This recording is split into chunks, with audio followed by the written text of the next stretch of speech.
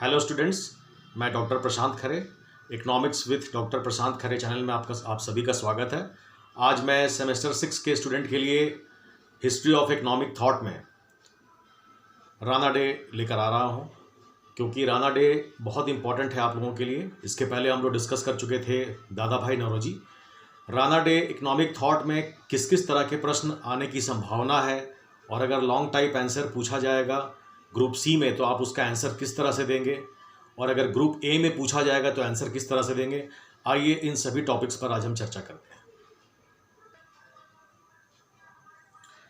आज देखते हैं हम लोग इकोनॉमिक थॉट में Rana day history of economic thought में आपके सिलेबस में टॉपिक है, और इस टॉपिक से किस किस तरह के प्रश्न पूछे जाएंगे आपके सहूलियत के लिए मैंने कुछ पॉइंट्स को इस तरह से अरेंज किया है, जिसको आइए हम लोग बारी बारी से देखते हैं। अगर ग्रुप ए में क्वेश्चन पूछेगा आपसे, तो आपसे यह पूछा जा सकता है कि राणा डे पर किस अर्थशास्त्री का विचार ज्यादा पड़ा था। तो आइए डिस्कस करते हैं। महादेव गोविंद राणा डे पर जर्मनी अर्थशास्त्री थे फ्रेडरिक लिस्ट। ये फ्रेडरिक लिस्ट थे जो राष्ट्रवादी थे। इनके विचारों का बहुत ज्यादा प्रभाव राणा डे पर पड़ा था। फिर नेक्स्ट पॉइंट देखते हैं कि भारतीय अर्थशास्त्र यानी इंडियन इकोनॉमिक्स, इस शब्द का प्रयोग सबसे पहले राणा डे ने किया था। तो ये आपका बहुत इंपॉर्टेंट पॉइंट है, इसको भी आप देख जाइएगा। फिर देखते हैं भारत के पुनर्जागरण का पिता यानी फादर ऑफ इंडियन रेनेसेंस, यानी भारत के पुनर्जागरण का पिता किसे कहा जाता है, तो राणा डे को कहा जाता है। जनरली ये क्वेश्चन ग्रुप ए में हमेशा पूछा गया है, इसलिए इस पॉइंट्स को भी आप देख जाइएगा। फिर राणा डे के विचारों का प्रभाव महात्मा गांधी पर बहुत ज्यादा पड़ा। कल्याणकारी राज्य की कल्पना की थी महादेव गोविंद राणा डे ने, यानी वेलफेयर स्टेट, कल्याणकारी राज्य की कल्पना महादेव गोविंद राणा डे ने किया था। उसके बाद देखते हैं महादेव गोविंद राणा डे के जो भी इकोनॉमिक थॉट थे, जो भी आर्थिक विचार थे, वो किस किताब में संकलित है। ये भी प्रश्न कभी कभी आता है। तो essay on Indian political economy एक किताब है जो महादेव गोविंद राणा डे के द्वारा लिखी गई किताब है। इसी किताब में महादेव गोविंद राणा डे के आर्थिक विचार संकलित किए गए हैं। महादेव गोविंद राणा डे ने यह कहा कि जितनी भी वेस्टर्न कंट्रीज है उसमें बनाए गए सिद्धांत भारत में लागू नहीं हो सकते। तो ये बहुत इंपॉर्टेंट लाइन है कि जितने भी पाश्चात्य देश हैं उन सभी देशों में जो भी सिद्धांत या जो भी थ्योरी बनाई गई थी, वे सिद्धांत भारत में लागू नहीं हो सकते हैं। इस बात को राणा डे ने कहा था। तो ये सब कुछ पॉइंट्स है जो ग्रुप ए में आपको पूछे जा सकते हैं, जिसको मैंने इस तरह से अरेंज कर दिया है। इसका आप स्क्रीनशॉट ले सकते हैं। स्क्रीनशॉट लेंगे तो आप इसको आसानी से देख सकते हैं। फिर आइए बात करते हैं, अगर लॉन्ग टाइप आंसर में क्वेश्चन अगर आपसे पूछा गया ग्रुप सी में, तो उसमें यह पूछा जा सकता है महादेव गोविंद राणा डे के आर्थिक विचारों की व्याख्या करें। तो इन सभी आर्थिक विचारों को मैंने पॉइंट्स में इस तरह से असेंबल कर लिया। जैसे पहला पॉइंट्स, प्रतिष्ठित अर्थशास्त्रियों की आलोचना, यानी गोविंद राणा डे ने जितने भी प्रतिष्ठित अर्थशास्त्री थे, क्लासिकल जितने भी इकोनॉमिस्ट थे, उन सभी की आलोचना की। जैसे रिकार्डो, एडम स्मिथ, जे.एस. मिल, इन सभी के विचारों की उन्होंने आलोचना की और बताया कि उनके सिद्धांत पुराने आधारों पर आधारित थे और वे आज के परिप्रेक्ष्य में लागू नहीं हो सकते। तो जो सिद्धांत इंग्लैंड में उस वक्त लागू नहीं हो सकते थे, तो इंडिया तो बहुत दूर की चीज है। यानी कि प्रतिष्ठित अर्थशास्त्रियों की उन्होंने जमकर आलोचना की राणा डे ने। तो पहला इकोनॉमिक थॉट में इस पॉइंट्स को आप इस तरह से एक्सप्लेन कर सकते हैं। नेक्स्ट पॉइंट देखते हैं, अर्थशास्त्र की अध्ययन प्रणाली यानी स्टडी मेथड ऑफ इकोनॉमिक्स। तो राणा डे ने कहा कि जो ऐतिहासिक प्रणाली है, यानी कि भूतकाल की चीजों को देखते हुए भविष्य की कल्पना करना और उसके आधार पर नियम बनाना, यानी उन्होंने आगमन विधि का स्वागत किया था, ऐतिहासिक प्रणाली का स्वागत किया था। तो उनके अर्थशास्त्र का जो अध्ययन का जो तरीका था वो ऐतिहासिक मेथड पर आधारित था, जिसको आगमन प्रणाली कहा जाता है। तो सेकंड पॉइंट को आप इस तरह से एक्सप्लेन कर सकते हैं। फिर देखते हैं नियोजित अर्थव्यवस्था यानी प्लान्ड इकोनॉमी।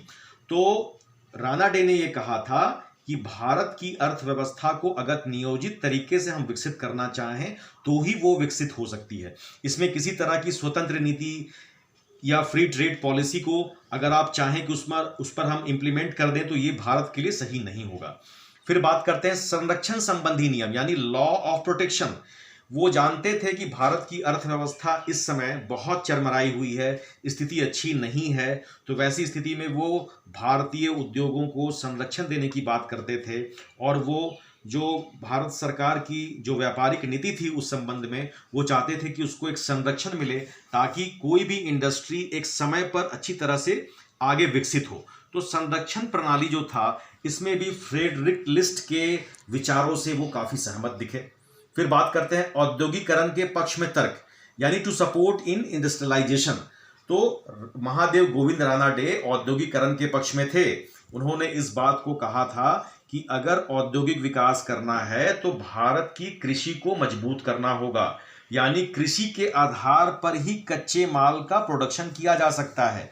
तो औद्योगिकरण के पक्ष में उन्होंने बहुत पुरजोर तरीके से वकालत की थी। फिर बात करते हैं निर्धनता के संबंध में विचार।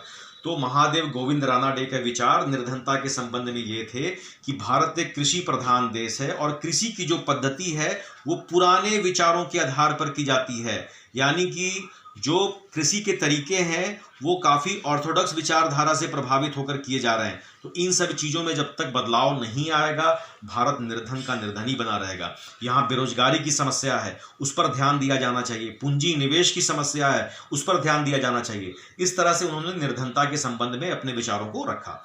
फिर बात करते हैं लगान संबंधी विचार। वे रिकार्डो के लगान सिद्धांत से सहमत नहीं थे और वे जानते थे कि भारत में लगान की स्थिति के कारण ही यहाँ के जो निर्धन किसान हैं उनकी स्थिति और दिन पर दिन खराब होती जा रही है।